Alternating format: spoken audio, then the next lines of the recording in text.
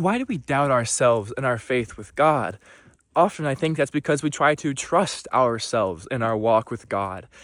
But Paul writes to Timothy in chapter 4, verse 12 of 1 Timothy, "Let no one despise you for your youth, but set the believers an example in speech, in conduct, in love, in faith, and in purity." I can imagine that Timothy was this young guy, and the Christians he was working with were kind of doubting him, thinking to themselves, why, who is this young guy coming to us? Who is this young guy thinking that he has the truth for us to know and that he has what we need to believe? And I feel like I can relate to that in my own life. And I feel like so many of us can relate to that. Why should people listen to us? Why should we think that we have what is right? Well, I think the answer is we don't have what is right.